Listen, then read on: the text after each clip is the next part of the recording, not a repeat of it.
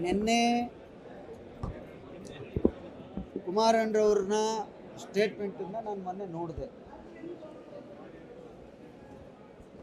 ಅವರು ಯಾವುದೇ ವಿಚಾರವನ್ನು ದಾಖಲಾತಿಗಳಿಲ್ಲದೆ ಮಾತನಾಡಲ್ಲ.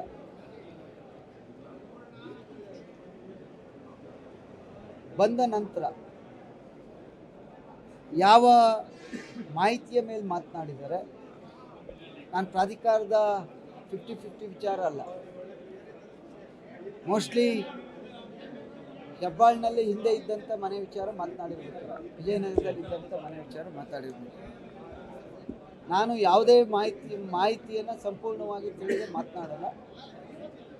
ಇನ್ನೊಂದು ಸಾರಿ ನಾನು ಕೂಡ ಕುಮಾರಣ್ಣವ್ರ ಜೊತೆ ಚರ್ಚೆ ಮಾಡಿ ಅಧಿಕೃತ ಮಾಹಿತಿಗಳು ಏನಿದ್ದಾವೆ ಅದ್ರ ಬಗ್ಗೆ, ಬಟ್ ಕಾಂಗ್ರೆಸ್ನ ನಮ್ಮ ಸ್ನೇಹಿತರಿಗೆ ಹೇಳುವಂಥದ್ದು,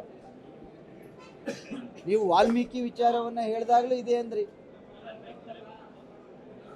ಇದು ಈ ರಾಜ್ಯಕ್ಕೆ ಬಂದಂಥ, ಈ ರಾಜ್ಯದ ನಾವೆಲ್ಲ ರಾಜಕಾರಣಿಗಳು ತಲೆ ತಗ್ಸುವಂಥ ವಿಚಾರ. ಪರಿಶಿಷ್ಟ ಜಾತಿ ಪರಿಶಿಷ್ಟ ಪಂಗಡದ ಹಣವನ್ನು ನೇರವಾಗಿ ಮುಖ್ಯಮಂತ್ರಿಗಳೇ ಹಣಕಾಸಿನ ಸಚಿವರಾಗಿರೋದ್ರಿಂದ, ಆ ಹಣ ದುರುಪಯೋಗ ಆಗಿರೋದ್ರಿಂದ ಈಗಾಗಲೇ ಈ ಸರ್ಕಾರವನ್ನು ಅಮಾನತಿನಲ್ಲಿ ಇಡಬೇಕಾಯಿತು. ಈ ಹಣ ಚುನಾವಣೆಗೆ ಏನು ವೆಚ್ಚ ಮಾಡಿದ್ದಾರೆ ಅನ್ನುವಂಥ ಮಾಹಿತಿ ಇದೆ. ಅದರಿಂದ ಕಾಂಗ್ರೆಸ್ನವ್ರಿಗೆ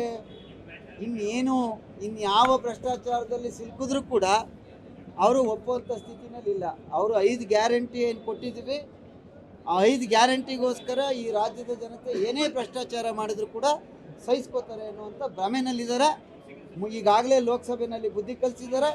ಮುಂದೆ ಬರುವಂಥ ಜಿಲ್ಲಾ ಪಂಚಾಯಿತಿ, ತಾಲೂಕ್ ಪಂಚಾಯಿತಿ, ಪುರಸಭೆ ಚುನಾವಣೆಯನ್ನು ನೀವು ಅನೌನ್ಸ್ ಮಾಡಿ, ನಿಮಗೆ ಯಾವ ರೀತಿ ಬುದ್ಧಿ ಕಲಿಸ್ತಾರೆ ರಾಜ್ಯದ ಜನತೆ ಅನ್ನುವಂಥದ್ದು ನಿಮಗೆ ಅರ್ಥ ಆಗುತ್ತೆ ಅನ್ನುವಂಥದ್ದನ್ನ